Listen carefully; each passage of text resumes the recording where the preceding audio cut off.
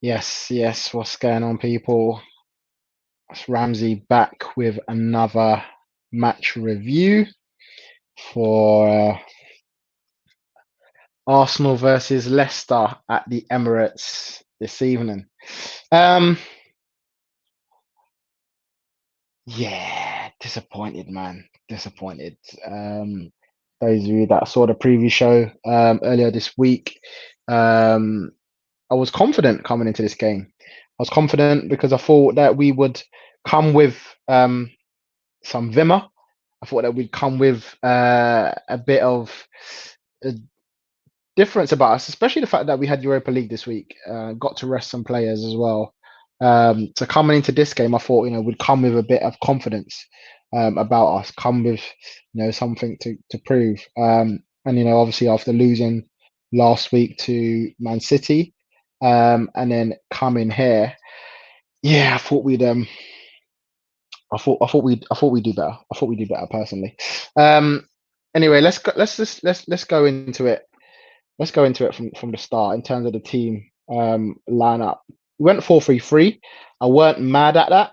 4-3-3 is a formation I feel like Arteta wants to do going forward. I was surprised he did it straight away, considering it's our first game with Partey in it. I thought he might go with I thought he might go with a squad looking to try, with the same sort of consistency that we've had this season. I'm surprised that he went with the 4-3-3 straight. I thought that might be something that comes later on down the line. Um, but yeah, he went with it today, and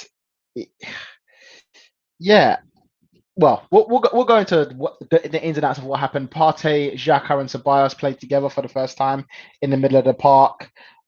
Looked like it was the best thing that he to do in terms of you know our three best midfielders starting in the middle of the park. But the reality is that nothing came from either of them three. It sort of ended up with Xhaka kind of in a left back position, especially in the second half. There was no one really bringing the ball forward from the middle. It was a lot like defense up to attack, especially when David Luiz was on. It was a lot more about balls over the top into the front three. And I guess in terms of the rest of the line, he went with Saka, Aubameyang, and Pep. Saka, Aubameyang, and Lacazette. And Aubameyang was wide right for most of the game. And I've mentioned before we've had this debate about where's Aubameyang's best position. I still think it's on the left. I think on the right is probably his worst because he's so ineffective out there. He's not a great. He doesn't cross the ball a lot. So and he's right-footed. So you're not going to want to cut in on his left foot to shoot. So it's obviously a plan to go maybe a bit more direct. But he ended up playing so wide right that it just looked like there was nothing going forward for us, and it was a myth. It just wasn't productive there at all. And I'm actually surprised we started the second half with him staying out wide there. I'm surprised he didn't move it in a lot more earlier than he would have done. Um, Laurie says, "Anyone surprised how ineffective we are?" I would say that I'm a little bit surprised, just because of the plays that we have to create chances. Um, I know there's not necessarily great in the middle, but with players like Saka, players like Aubameyang, the wing backs or full backs now, in Bellerin and Tierney, I thought there's enough there to create more chances. And you saw it in the first half. In the first half, we had 11 chances. 11 chances. I think two were on target. But it showed that we create. I think that's the most we've created in one half under Mikel Arteta. So we've gone from one half created 11 chances to the second half creating one. I can think of one shot on goal, which was Bellerin. So there is like it's like two different sides in that game. The first half we was on them from going. It looked like this is what we wanted to do. But as what happens we've seen with Arsenal throughout this season, it gets to the second half and it's like you don't know what's going to happen. And if another team sort of comes for us, then we don't tend to sort of pull them back in. So yeah, I was surprised. I was surprised that that happened. But in terms of the actual game, was started a bit shaky with Leno. Leno made a clearance and Madison hoofed it uh, well, tried to bang it from halfway line pretty much, and then it went wide. So that was a little early scare. But apart from that, Leicester did literally nothing. And I'm not mad at that because we've done that so many times this season. We know what Leicester do. We saw them do it against Man City. They sit in for the first half and wait for you to break them down.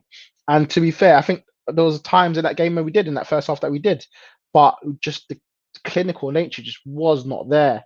A lot of people didn't want to see Lacazette starting after he had a bad game in the midweek. But he had chances today, and the header that he had, um, before we get into the goal that was ruled out, the header that he had was a gilt edge chance. That was a must score. Ball was whipped in. I think it Tierney or Saka. He whipped it in, and then Laka went to head it, and he just missed the ball completely. And for someone who is a good header of the ball in Laka, we've seen him score goals with his head. He scored a great goal with his head against Sheffield United. West Ham at the Emirates a few weeks ago. You expect him to get it, to get something on target with that. He missed it completely. And I was just a bit like, it's going to be one of those days. It's going to be one of those days. I just feel like when you play Leicester in a side that doesn't have Jamie Vardy in their lineup, you got to think to yourself, you got to go for the game. If Jamie Vardy is not in the team, you got to go for it because you know for a fact if he's on the bench, he's coming onto the pitch. He's coming onto the pitch, and it just did not work whatsoever. But yeah, in terms of the goal, there was we did score a goal in that game. And I want to know what you lot think of that with the goal that was ruled out.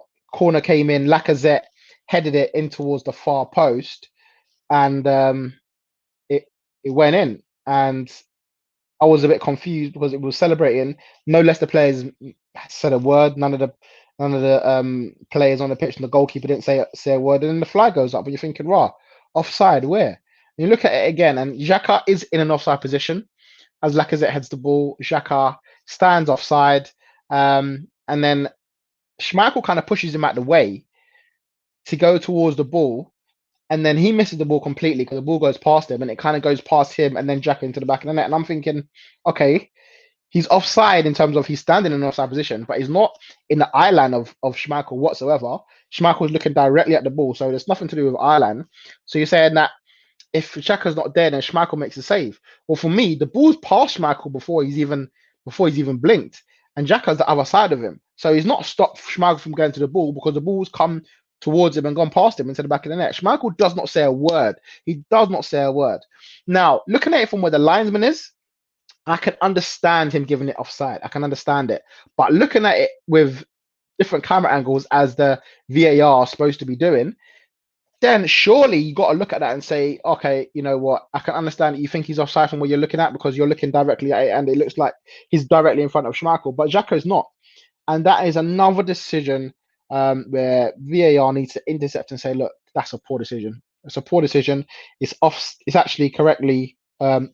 Well, he's offside, but he's not affecting the play. He's not affecting Schmeichel whatsoever. And you can tell. Listen, you've seen goalkeepers how many times they get annoyed and angry. Oh, he's in my eye, I couldn't see. Schmeichel doesn't say a word. He looks at his defense like, what you not doing? No one got ahead on the ball. Lacazette heads the ball into the back of the net. And there's nothing wrong with that whatsoever.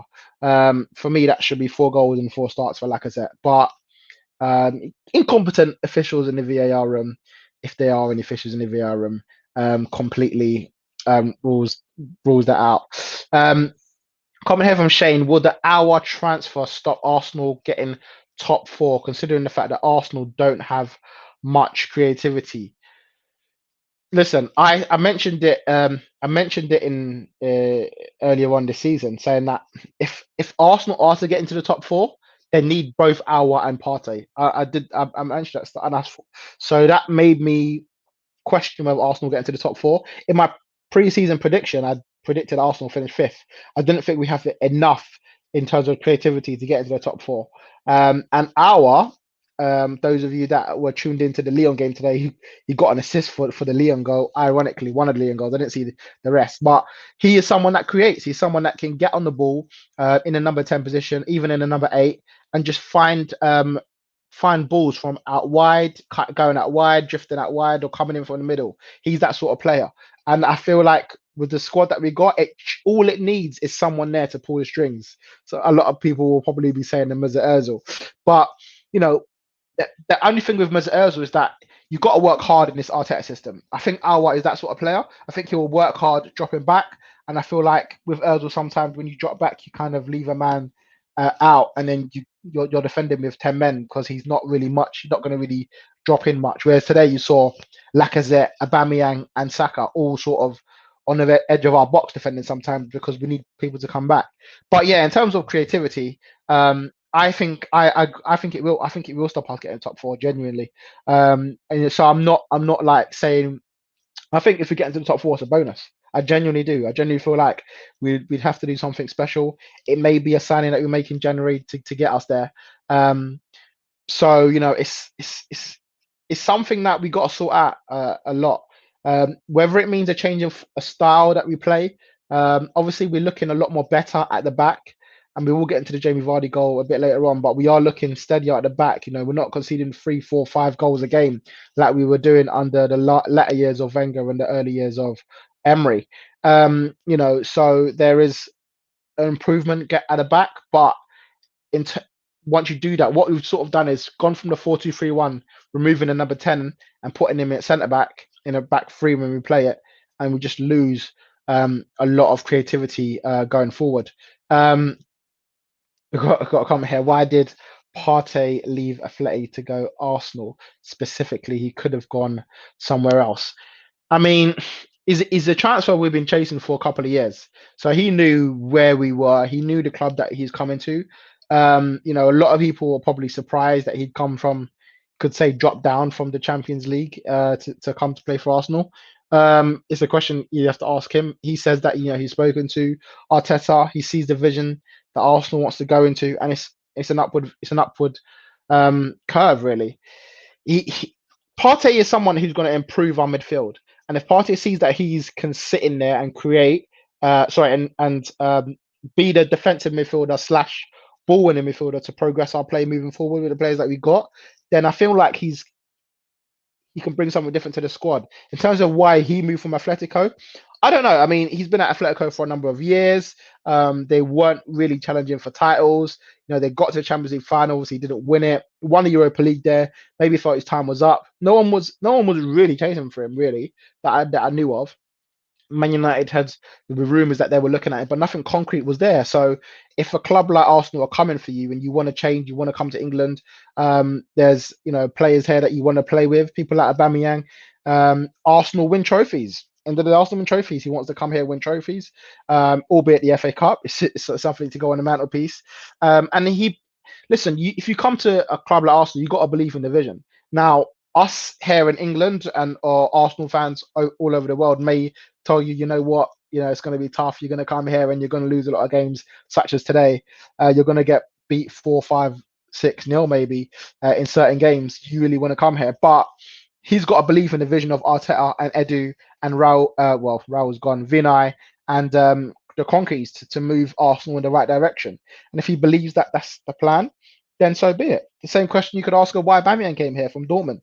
He came here when we were, starting off in the Europa League, looked like a downward step. But they obviously believe in the fact that there's a plan here to move Arsenal in the right direction. So that's the only thing I could offer on that. But the reality is I don't care. He's here, innit? He's here. He signed a deal to come here, and he's here for the long term. And so I'm happy that he's here. It's going to take him a while. It's going to take him a while to get to his best in this squad. But I think it's going to be good for Arsenal going forward.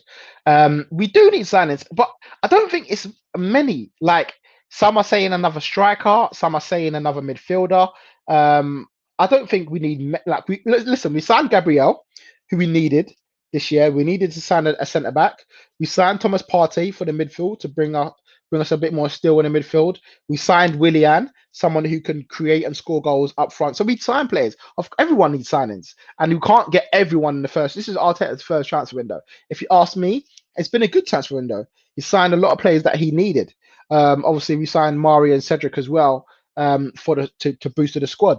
I'm probably disappointed we didn't get rid of a lot of players, but there's got to be a progress and a process to get there. and we can't do it all in one transfer window. We've tried to do it before, signing players like Arteta on the last day of the window when you're trying to rush things through. And I don't think that should be the best play. You got to get the players you want in. We couldn't get our. Doesn't mean we have to go now and look towards the bottom half of the Premier League to try and get someone who isn't our. No, maybe you go back in January. Maybe you go back next summer to try and get it. Listen, I just want to quickly touch on the goal, Jamie Vardy, because Jamie Vardy does what he does, man. He came onto the pitch today, and you just knew what was going to happen. You just knew he was going to get one chance, one sniff. The same thing he did last year at the Emirates. Same thing he's been doing. I think no other player scored more goals at the Emirates. Obviously, he doesn't play for Arsenal. Did Jamie Vardy, and he scored a goal. Yes, it was at a time when it was tight. It was 0-0. Obviously, 10, 15 minutes to go. Our line was a bit high up than it would have been the rest of the game. A great, I have to admit, the Tielemans ball over the top was fantastic, and it completely took out our whole defense. Something that David Luiz was actually trying to do the whole game. He tried to put the ball in over the top towards Bellerin all game, and it got in it a couple of times, but Tielemans done it to perfection. Caught us a bit too high in between Xhaka and Tierney, and then Ken gets under. He came off the bench and he done what he needed to do. He got the ball, played it across the box, and Vardy was there for a tap in. I like Under. He looks like a good player. I was surprised hasn't actually started more games. But listen, I guess Brendan Rodgers knows what he's doing with him. Brought him off the bench, a bit of pace in behind, and he caught us napping. And also, what he did with that with Tierney does push up quite high, and as I said earlier on, Xhaka a lot of times dropping deep into left back. Now, if you got the run on Xhaka like Under did and got the ball across, it's an easy goal because Xhaka's not going to catch you for pace. And he got in behind. I don't know. Well, I know why they didn't catch Vardy because he's too fast, but Mustafi was nowhere near him. Mustafi came on in the second half for David Luiz, nowhere near him. And it was a tap in for Vardy, and we do what we do. That's their first shot on target the whole game, and then Vardy had another one after that as well. But at that point was the first shot on target, and they scored. And as I said, you knew when Vardy was coming on. We didn't create anything in that second half. Bellerin had one shot, which was a good shot in the end, but saved by Schmeichel, comfortable for Schmeichel. And it was just Arsenal. I just felt like it was Arsenal all over. We didn't close the game out. Similar to how we played against West Ham. Similar to how we played against Sheffield United. Those two games we got away with it. Pepe changed the game against Sheffield United, and then West Ham we done what we needed to do first half. And second half we weren't great. So there's a lot that needs to change in terms of the creative side of Arsenal. But the squad is what we have now. Earls was not in the 25-man squad. We've got a squad of players. Whether it means Willian goes into our number 10, because I think out of everyone in our squad, Willian is the player that can be a number 10 if you want to play it like that. If that can be a man who plays in the centre. When Arteta signed Willian, he said he can play in 3 or 4 different positions. That for me is wide. That obviously in his false 9 that he tried it against Man City, which didn't work, and potentially in the middle of the park. And if Sabas isn't creating them chances, Xhaka's dropping a lot more deeper with Partey in the middle. Does that mean that maybe a Willian goes central, or maybe even a Saka? But I'm not happy with the creativity in that game. I'm sure Arteta's not as well, but something needs to change because it's okay against defense when you're playing dropping a lot more deeper, and we're obviously playing against Man United next week, so I'm sure we're going to revert to a lot more of a defensive formation, try and catch them on a counter. But when you're having to break teams down like Leicester, like West Ham and Sheffield United, you need a player that's going to do that, and we just didn't have that today. So it's predictable. Ahmed Ibrahim says it's predictable. Rams, Arsenal always do this when others drop points. It was a massive opportunity this week, man. Everton, who were up there, they lost today as well. Wolves dropped points. Man United dropped points. Chelsea dropped points. Man City dropped points. At the moment, I don't even know who's going for the title because everyone is dropping points left, right, and centre. I don't know who's going for top four, who's going for top six. If you look at it, if you look at the table right now, it's anyone's game. And genuinely, anyone who puts a good run of 4, 5, 6, 7 wins in a row, you're arguably in the top four already. And I'm talking anyone from Leicester to Spurs to United to Chelsea. It's anyone's game. No one is taking the Premier League by the scruff of the neck at all right now. Literally nobody. Everyone is going for it. Everyone is trying to get their wins. Obviously, we're in a mad environment with no fans at the moment still. But doesn't seem like not one team I've seen this season which is saying, I'm taking this league and I'm running with it. Not one team. Everton obviously been playing well. Villa been playing well. Both been brought back down to earth today, and it was a massive it was a massive opportunity for us today. It was surprising that we didn't do more, especially with Man United to come next week away from home. This for me was a big opportunity to get 3 points, and it didn't happen. The ref was quick to blow against Arsenal, though. To be fair, loads of fouls. Oh yeah, I actually wanted to touch on that actually because a lot of fouls in that game.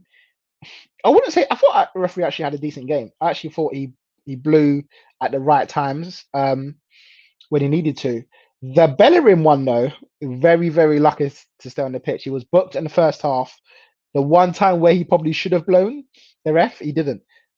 He slid in again. I think it was Justin. He was running down the left hand side, and he slid in, missed the ball completely, took out Justin, and he committed fully to it. It wasn't dangerous, but he missed the ball, took out Justin, and the referee didn't even give a free kick. I think if the referee sees it as a foul, it's looking very likely to be a second yellow and Bellerin walks for that challenge. But yeah, referee missed it. But overall, I actually thought he done well. There's a lot of challenges left, right, center, and he was trigger happy with the yellow cards. But I don't actually remember yellow card. I thought that didn't deserve it. So I actually thought the ref did blow up a lot, but for genuine fouls. I thought Arsenal were lucky to have 11 men on the pitch towards the end. I would say that, but didn't affect the game because 10 men or 11 men, Vardy still got in, and and we lost the game. Create media. Arteta still at this stage doesn't know what formation to play. It's embarrassing. Aubameyang on the right. Excuse me. I think he does know formation he wants to play, because he hasn't changed since the end of last season. He hasn't changed since the end of last season at all. He's gone mainly 3-4-3, off the ball, and maybe on the ball it goes into a bit of a 4-3-3. 4-3-3. I think the plan. I mean, I've not heard anything from inside Arsenal, but a lot of people from outside of Arsenal are talking that the plan would always be 4-3-3, maybe when Partey comes into the side. So I feel like the formation isn't going to change from that too much, even though we did lose today. I'll be interested to see what Arteta does say. If anyone saw what he said, just let me know. But I feel like he does know the formation, 3-4-3 or 4-3-3. It's just getting the players to do what he wants is not happening right now. Yeah, Aubameyang on the right baffled me. Aubameyang on the right baffled me. I did not know why. I didn't expect it. Seeing the lineup with Saka being a left-footed player and Aubameyang being a right, I thought it set up perfect to put Aubameyang on the left and Saka on the right. Is Saka more comfortable out on the left? I think so because he's been there a lot. But we mentioned before about putting people in the right positions. Aubameyang needs to be in the place where he feels most comfortable. We saw him taking a tablet during the game and looked like he was suffering from something. But listen, let's put it Aubameyang to the metal. He didn't have a good game today. Again, he was poor. Even though he was out on the right, he's a footballer on that pitch, told to do a job, which I don't think he done correctly. A lot of people can get onto Lacazette, for not scoring enough goals. But what did Aubameyang do today? Out on the right, he didn't do anything. He came onto the left when Pepe came on, went a bit central, and still couldn't get an opportunity to score. Now, it's not all his fault. Of course, the creativity isn't there from the midfield. But I feel like he's drifting out of games too easily now. It's been, 6 games into the league, into the season. He's got 1 goal. And this is him playing a variety of positions. It's obviously not working what Arteta wants him to do. I don't know what's changed from the end of last season, apart from the fact that he signed a new deal. And it's just not clicking the way I would want, and Arsenal fans would want him to do. And I think he knows that. I think he's aware of that. But it's about how do you change that? How do you bring him into the game a lot more? And that's got to be made very, very quickly. I always said this was going to be a tough set of fixtures. Leicester, City, Liverpool, Sheffield United, Man United to come as well. So it's never going to be easy to get the wins. But the Leicester and Sheffield United game for me was a big opportunity to try and push ourselves up the table whilst we may be getting losses elsewhere. But yeah, Aubameyang on the right baffled me. I feel like Arteta got that one wrong personally as well. Does it concern Shane? So does it concern you that Arteta is always changing his lineup? Um, Not massively, because the season started without all of our players being signed. Partey, this is only Partey's second league game. It's his first start. So he's the man always wanted to sign. Um, Gabriel was left out for one of the games, which surprised me. But I feel like he's finally getting his back four three ready. We know that Leno, Bellerin, Tierney, David Luiz, looks like now Gabriel, Xhaka, maybe Ceballos, Aubameyang, and maybe three positions up for grabs. And then Partey comes in now. So like it's not it did maybe it could be concerning early on, but now that he's got the players that he wants, if everyone obviously stays fit, and he can put out a consistent lineup, I think he will. And obviously Arsenal need to get the results for him to do that. If we're losing like we did last week to Man City, I don't expect him to play the same lineup because we lost the game and we didn't play well. So I expect him to change it. I'll be disappointed if he keeps the same lineup. So there's like to and fro from that. If we're winning 3, 4, 5 games in a row and the team is playing well, then keep it. I'm good with that. I feel like he's finally getting his spine right. And I think that's the most important thing. Your goalkeeper, your Leno, we know that. That's set in stone. Looks like Gabriel and David Luiz, David Luiz came off injured, but Gabriel, a main part of it. Partey, a main part of it, and a Aubameyang up top is a main part of it. When you got that, you can kind of interchange other players in and around for different games, and also you kind of want to keep the same shape at the back as well. It just it's not the lineup that concerns me. It's what happens within that lineup that concerns me. The creativity from that lineup, from all over the pitch. Everyone thinks that you're supposed to create from the middle. Well, there was not creativity coming from the wing backs, from Bellerin. Tierney had a couple of crosses, but not effective enough.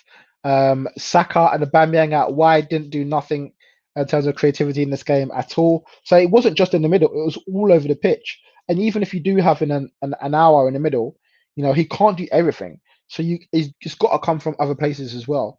So yeah, the lineup doesn't concern me, but everything about it just didn't work for me today. Erhan says the football that you lot are playing is very un-Arsenal like, too pragmatic, and it's detriment to your offensive qualities.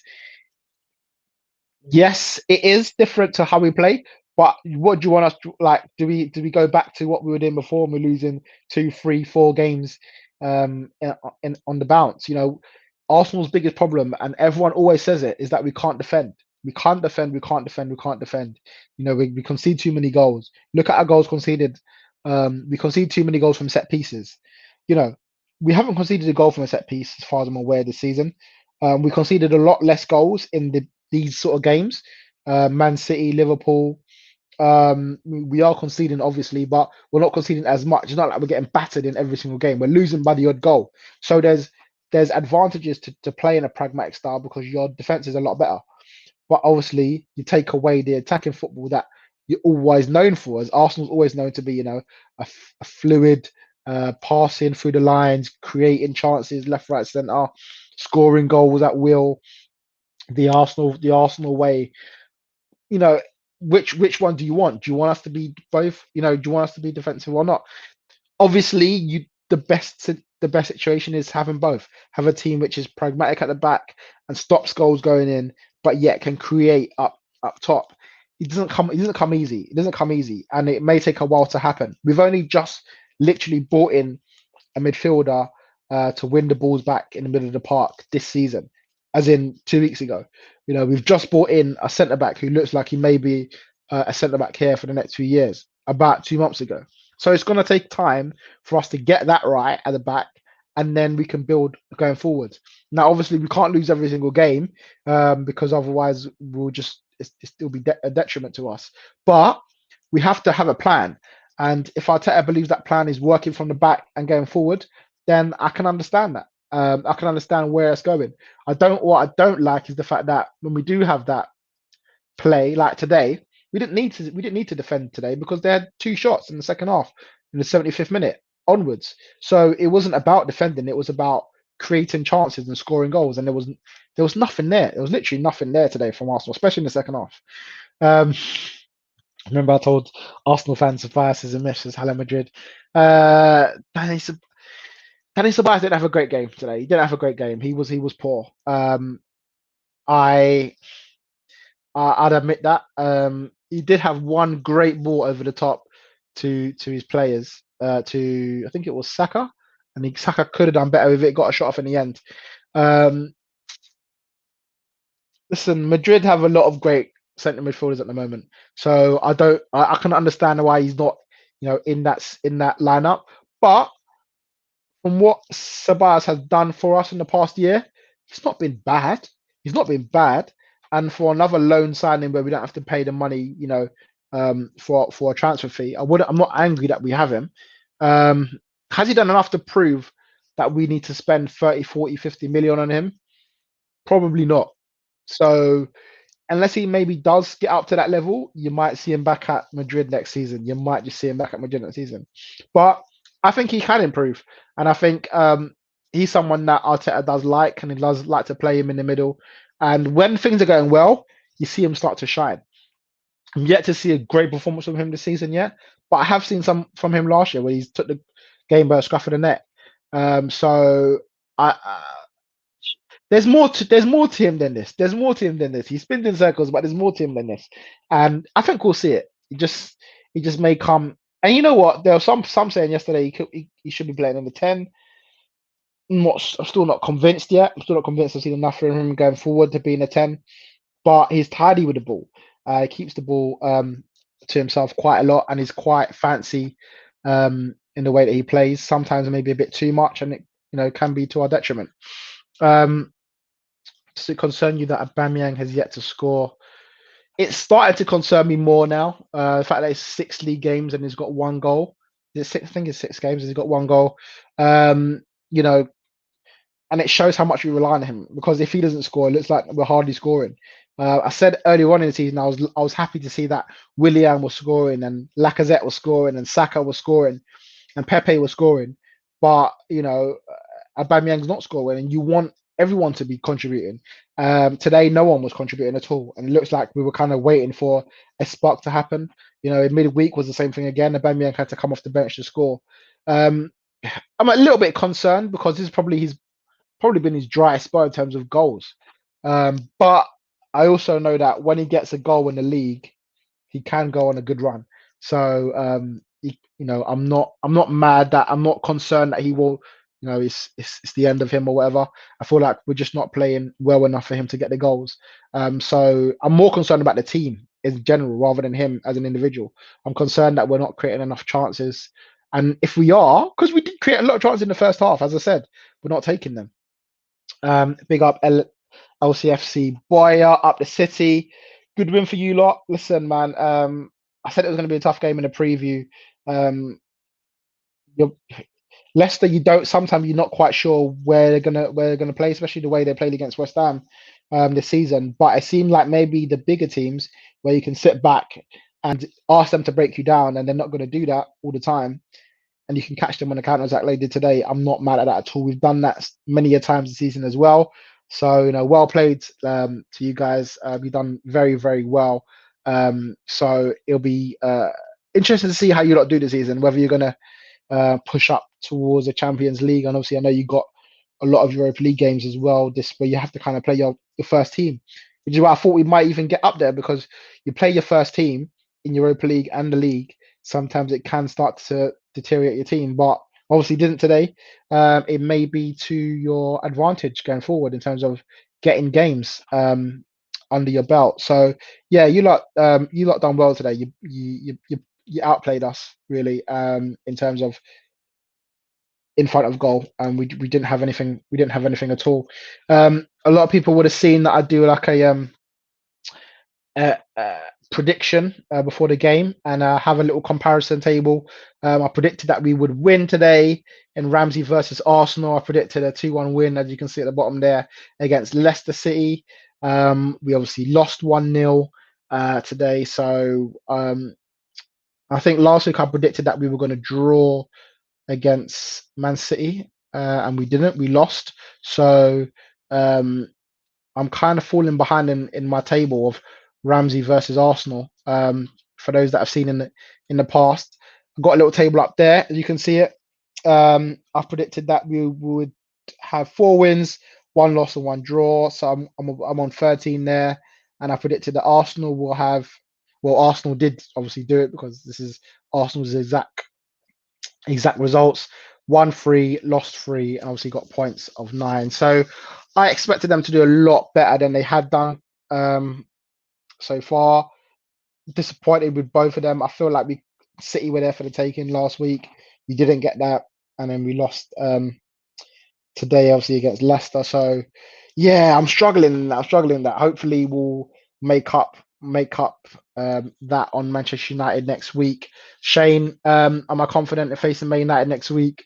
I'm less confident now. That's clear to see. Listen, if we got a win today, it would have made me more confident, especially with the win in Europa League in midweek. Could have gone on for 3 wins and a bounce as we play against the Irish team, I think Dundalk in midweek. So to get 3 wins and a bounce would have given us a bit of confidence. Now that we've lost 2 league games in a row to Leicester and Man City, I'm less confident. I'm sure me and Neeks will do a preview show of that towards the end of the week next week. And then yeah, I'll let you know what I predict in that game. But to answer your question simply, no, I'm not. But do I think we can get a result there? I mean, it wouldn't be the first time a team from North London's gone to Old Trafford to get a result in recent weeks. So, I feel like we can, but we've got to play a lot better. That's the reality of it. I'm not going to go with overconfident because what have I got to be overconfident about? We've lost 3 games in the league to, Man City and Liverpool. You can accept that, but Leicester at home. No offense to Leicester. No offense to you. But I think Leicester were there for the taking without Jamie Vardy today. I really do. If Leicester with Jamie Vardy is a different prospect. Without them, I feel like we can beat them. And we didn't perform how we should have done. You said you were very fortunate to win today. Of course, you got to take that. You got to take that, man. You were fortunate, but the game plan worked. I can imagine Brendan Rodgers saying, "We ain't got Jamie Vardy today. We're playing Barnes in a false nine. It's not even an Iniacho. We're playing Barnes up top. So we're going to just sit and hold. And if you get to 60, 70 minutes, I'm going to bring on Jamie Vardy and maybe Under and then change the game." Perfect. Literally to perfection. I can imagine that's what he said in the dressing room. So I wouldn't even say it's fortunate. It's, I guess, fortunate that maybe we didn't take our chances in the first half and you maybe got away with it. But in terms of your game plan, I mean, I can't argue with that whatsoever. I think Brendan Rodgers played the blinder and we got comfortably beaten. Hala Madrid says Man City are gonna win the league. I predict them to win the league as well. I think they will. I'm less convinced after what I've seen in recent weeks. The low blocks are starting to stop them against West Ham. We'll talk about it on the podcast when we film this week as well. But West Ham had their number last week. I had the number yesterday. So I'm interested to see how Pep goes forward in the season, playing against teams with a low block. Especially if they don't have a striker with Aguero injured again. Are they going to be able to break teams down? It looks like they struggled yesterday. They got Sheffield United next week. Are they going to be doing the same thing? I still think they'll win the league, but I think they'll probably win the league because I don't think there's a much consistency going round from anywhere this season to challenge them. Chelsea obviously got a good squad. Liverpool got a good squad, but can they put the runs together to win the league? Obviously, Liverpool without Van Dijk. I don't know. So I think they will. Boy says Under looked sharp. Yeah, he did. He looked sharp. And I said earlier on in the stream, I was surprised that he hasn't started more games since he came from Roma. But this may be an opportunity for him to do that now in Leicester squad. I think he's a good player, and he could be someone that creates more going forward. Because listen, without Vardy today, I'll be worried for Leicester going forward if Vardy gets injured for a period of time. Because I don't think Barnes is the person up top. Iniacho is sometime-ish, but you get players like Under on the ball. It gives you another dimension, gives you something more to do going forward. Yeah, but listen, guys, thank you for your comments.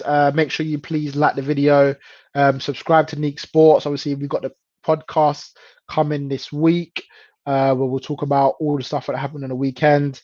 We'll talk about Lewis Hamilton going for another win, another win, and another win towards this title. Yeah, man, make sure you comment as well. Let me know what you think of the game. Obviously, I'm disappointed today. I'll end on this one, Franklin. What do I think about Arteta's tactics? I did mention it earlier on in the vid, so you can have a look back to see what I said in detail. But essentially, I feel like he's trying to work out this 4-3-3. It's the first time he's played 4-3-3 in terms of starting it from start to finish, and it's going to take a little while. And what I am worried about is the creativity from midfield. And that will be tactical, but it also means that certain individuals need to get on the ball and create more chances for us at the top end. And then when we do get the chances, we got to take them. It's simple. That's how you score goals in the Premier League. So, yeah, guys, thanks for watching this vid, and I will see you all very, very soon.